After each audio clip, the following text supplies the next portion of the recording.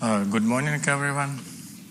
I would like to present my talk, Heat Blanketed Envelopes and Neutron star cooling. Here is the outline of my talk. I will begin with very short introduction.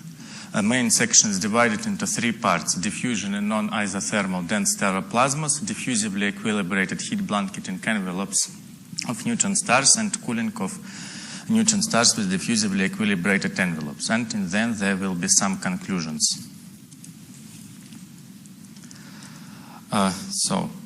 Interpretation of observations of isolated neutron stars is a difficult task for a lot of reasons.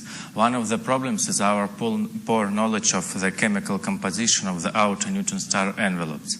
The uncertainties in the chemical composition lead to the uncertainties in our theoretical inference of the internal temperature and thus the internal structure of neutron stars. Studies of the impact of different chemical compositions of heat blanketing envelopes on thermal states and thermal evolution of isolated neutron stars were conducted in the past. However, such studies often relied on the onion-like models of the envelopes. Our investigation is focused on proper treatment of the diffusion and heat blanketing envelopes of neutron stars. Heat blanketing envelopes contain non-ideal Coulomb plasmas. Diffusion in such plasmas requires special consideration due to specific Coulomb effects. The case of isothermal Coulomb plasma have been studied previously. Now we focus on non-isothermal case, which is required to investigate heat blanketing envelopes. Then we construct models of diffusively equilibrated and non-equilibrated heat blanketing envelopes composed of binary ionic mixtures and investigate the effects of chemical composition on thermal states and thermal evolution of isolated neutron stars. Part 1, diffusion and non-isothermal dense stellar plasmas. We consider multi-component plasma which consists of several fully ionized ion species and neutralizing electron background. Generalized thermodynamic forces in the presence of temperature gradients can be written in the following way. F alpha is the sum of all forces acting on particles alpha. Mu alpha is chemical potential, T is temperature, and here I want to emphasize that this derivative is computed at constant pressure. In application to heat blanketing envelopes of neutron stars, we have forces acting on a particle is gravity and electric field force. Deviations from diffusion equilibrium are characterized by a quantity D, which is defined in the following way, and obviously from the definition, sum of all D's is 0. Using Gibbs-Duhem relation, one can obtain this expression. Taking into account that the envelopes as a whole are in a hydrostatic equilibrium, we can simplify the expression for D because this term is 0, and so we have this simplified expression. Thus, for envelopes of neutron stars, we can obtain the following relation. Using adiabatic approximation, we can factor electrons out of the problem of ion transport. dE is equal to 0. That is mechanical quasi-equilibrium of electrons in response to the motion of the ion subsystem. Assuming also that electrons have negligible mass, we obtain Fe is equal to 0, and this relation to calculate electric field. The final phenomenological expressions for the diffusive fluxes can be written in this form. D alpha beta are diffusion coefficients, D alpha T are thermal diffusion coefficients. This expression has a standard form, but the definition of D is different and takes into account Coulomb effects. Diffusively equilibrated heat blanketed envelopes of neutron stars. To build diffusively equilibrated envelope, we used two additional assumptions. First assumption is that electrons have little impact on the transport of ions, thus electron diffusive flux is 0 and G1 is equal to minus G2. Second assumption is that thermal diffusion is small compared to ordinary diffusion. I will return to this assumption later. Then we can simplify the general expression for the diffusive flux. Diffusion equilibrium means absence of diffusive fluxes. Thus, D1 is 0, and taking into account that dE is 0, one obtains that D2 is also 0. So diffusion equilibrium conditions are D1 equal D2 equal DE, and all of them are equal to 0. Or writing D explicitly, we obtain the following system of three equations for three unknowns. Unknowns here are electric field and gradients of number density of ions, which are located in this modified Nambla operator. Models of the envelopes and their parameters. We have considered heat blanketing envelopes composed of the following binary ionic mixtures: hydrogen, helium, helium, carbon, and carbon, iron. In all calculations, we have used a model of a canonical neutron star with mass 1.4 solar masses and radii 10 kilometers. One of the expected results is stratification of the elements. Light ions are located predominantly on the top of the envelope, heavy ions are located predominantly at the bottom of the envelope, and binary mixture is located somewhere in between. The position of the transition layer is determined by the accumulated mass of light elements or an equivalent characteristic, effective transition density rho star. Here are some examples of the calculations. Figure on the left shows the logarithm of light ion fraction in carbon-iron red curves and helium-carbon black curves mixtures. We can clearly see the difference between gravitational mechanism and Coulomb mechanism of ion separations. Figure on the right shows the temperature profiles for the same envelopes. Here are some examples of TS-TB relations, that is the dependence of the temperature at the bottom of the envelope on the temperature on its surface for pure carbon, pure helium, and their mixture. Figure on the right shows the dependence of the temperature on the bottom of the envelope on the effective transition density rho star for a fixed surface temperature. Different curves correspond to different possible bottoms of the envelope. Apart from diffusively equilibrated envelopes, we have also considered diffusively non-equilibrated ones. Here we can see the fraction of helium for hydrogen, helium, and helium-carbon mixtures. Solid curves correspond to diffusively equilibrated profile. Short dashed curves correspond to diffusively non-equilibrated profile with the transition layer narrower than diffusively equilibrated one. Long dashed curves correspond to diffusively non-equilibrated profile with a transition layer wider than a diffusively equilibrated one. We can see that in all three cases the temperature at the bottom is the same. Here the situation is a bit different. The temperature at the bottom for diffusion equilibrium profile and narrow profile is the same. The temperature for wide profile is a bit different, but the difference is not significant. This is one of our important conclusions of our work. We can also estimate time scale of diffusion equilibration of the envelope for non-equilibrated envelopes considered on the previous slide. For both mixtures, the width of the non-equilibrium layer is meters, but the diffusion velocity is considerably different for hydrogen-helium mixture. It's much bigger because it's gravitational separation mechanism. For helium-carbon mixture is much smaller because it's only Coulomb mechanism.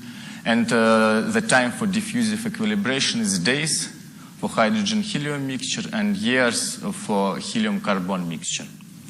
And now about thermal diffusion contribution to the diffusion velocity. We have assumed a conservative upper bound on the thermal diffusion ratio KT, 0.1, and for hydrogen-helium mixture, thermal diffusion contribution was less than 3%, and for helium-carbon mixture, thermal diffusion contribution was less than 6%. Thus, we can indeed neglect thermal diffusion. Part 3, cooling of neutron stars with diffusively equilibrated envelopes. Formation scenarios. Initially, it was thought that the envelopes as well as neutron star atmospheres contain heavy elements like iron as the result of the formation of the envelope in hot and very young stars where light elements burned out into heavier ones. However, more detailed studies of the absorbed spectra of the thermal radiation has shown that some spectra are better described by hydrogen atmosphere models and some other by carbon atmosphere models. This gives observational confirmations that neutron stars' atmospheres and envelopes can contain different light elements. Let's consider the Vela pulsar as an example. From observations, we know that its characteristical age is 11,000 years. Its redshifted surface temperature is 0.68 megakelvins, which corresponds to non-redshifted temperature 0.89 megakelvins. These numbers were obtained assuming canonical neutron star model. Using approximations for TSTB relations from part 2, one can infer the internal temperature and redshifted internal temperature as a function of chemical composition of the Velas envelope. We also define neutrino cooling function, which is the ratio of total neutrino luminosity by total heat capacity, and express it in the units of standard candles. Standard candle is a neutron star cooling via modified Urca process. The figure on the left shows the dependence of the internal temperature on the chemical composition of the envelope of the Vela pulsar. We have hydrogen helium, helium carbon, carbon iron envelope, and the solid black curve labeled PCY97 corresponds to widely used and de facto standard onion-like model of the envelope. Here we can see, for example, anomalous behavior of hydrogen helium envelope, but I do not have time to go into details. And we can also see that we can obtain that internal temperature varies 2.5 times with varying chemical composition. Figure on the right shows neutrino cooling function for the same envelopes. We can see that neutrino cooling function can vary up to 200 times with chemical composition. We can also make a conclusion that if we consider Vela's cooling in terms of minimal cooling theory, then a neutrino cooling function cannot be greater than 100, and thus Vela should have an envelope predominantly made of iron. However, if we allow for faster neutrino cooling, then neutrino cooling function can be greater, and we cannot make any definite conclusions about the Vela's envelope. Examples of the cooling of isolated neutron stars. Consider the cooling of an isolated neutron star with the mass 1.4 solar masses and BSK21 equation of state. We assume that the star is cooling as a standard candle. Here we plot cooling curves, that is the dependence of surface temperature on age, for different possible envelopes. We can see that in the case of hydrogen helium and helium carbon envelopes, the broadening of the curve due to unknown chemical composition is rather small. However, for carbon iron envelope, the broadening is considerably larger. And if we compare with the PCY97 model of the envelope, the broadening is even more, but that is to be expected because this onion-like model of the envelope takes into account much more chemical elements. On this figure, we put together previous figures and also add observational data. If we had only iron envelope, we would have only this one red curve, which cannot explain a lot of observational data. If we allow the envelope to have light elements, we can explain more of the sources, but still not all of them. To explain other sources, we need to consider deviations from the standard candle cooling. We can also notice that the stars which recently transited into photon cooling stage are more or less compatible with a standard cooling or slower. We have derived general expressions for the diffusive fluxes in non-isothermal multi-component gaseous or liquid Coulomb systems of ions with arbitrary Coulomb coupling. These expressions are also valid for any gaseous or liquid systems. Using these expressions, we have constructed models of diffusively equilibrated heat blanketing envelopes of neutron stars and calculated TS-TB relations. We have confirmed previous results about stratification of elements in the envelope and about differences between gravitational and Coulomb separation mechanisms. Most significant result of this part is that TS-TB relations are remarkably insensitive to the structure of the transition layer, its width, distribution of ions, and whether it is diffusively equilibrated or not. These relations depend only on accumulated mass. This insensitivity to the structure of the transition layer justifies previous studies based on onion-like models of the envelopes. For practical use, we have fitted all calculated TS-TB relations with simple analytical expressions. Real envelopes can contain more than 2 ion species, but stratification of elements will prevent the formation of essentially multi-component regions. Using general expressions for the diffusive fluxes along with the diffusion and thermal diffusion coefficients, one can not only calculate diffusively equilibrated configurations of the envelopes, but also the equilibration of these configurations with time. We have demonstrated that uncertainties in the chemical composition of the heat blanketing envelopes of neutron stars can have a considerable impact on the inference of the neutron stars' properties from observational data. For a fixed surface temperature, internal temperature can vary up to 2.5 times. Neutrino cooling function can vary up to 200 times. Cooling curves are also noticeably affected by the changes in the chemical composition. Some other results. We have shown that in the minimal cooling paradigm, the Vela pulsar should have an envelope predominantly made of iron. Observed neutron stars which have recently entered photon cooling stage are compatible with FL lower than 1. However, I want to emphasize that other explanations here are possible. Thank you for your attention.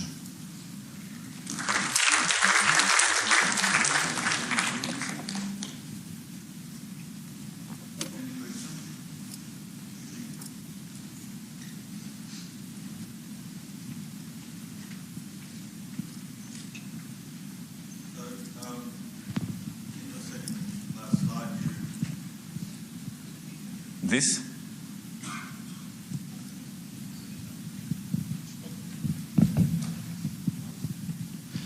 In your second last slide, you pointed out that there's a huge uncertainty in the neutrino cooling, but you didn't, in your cooling curves, you didn't mention that. So what effect does this big uncertainty have? Cooling curves were shown only for fixed, for standard candle cooling. We have considered only the impact of the envelope, not the impact of different possible neutrino emission mechanisms. These cooling curves are only for FL equal to 1. And here we consider possible FL values because we know surface temperature of Vela from observations, but we do not know internal temperature. So this difference, possible difference in temperature translates into 200 times difference in possible values of neutrino cooling function. Okay, Sergey. My question is just about terminology. Your title, your topic always say blanketing in stellar atmospheres. Blanketing is just contribution of blanketing in stellar atmosphere is just a contribution of lines, spectral lines into thermal balance. So inside it's just a contribution to Rosseland opacity. So I don't see what is the blanketing here. Just heat conduction. What is the blanketing? It's called heat blanket because main temperature gradient occurs in these layers. It's not the atmosphere, it's below the atmosphere. It's outer envelope of the neutron star. Just heat conduction, nothing else. Well, it's a rather common name, heat blanketing. Question of terminology, please. Yes, thinking about magnetars, in the very outer layers, the magnetic field pressure is significant. Have you explored that? And see if it has No, any we effect have or it's not? considered only all calculations were done for zero magnetic field, but this is valid for ordinary neutron stars, not valid for magnetars. Okay. Thank you. Any other questions? Okay, let's finish again.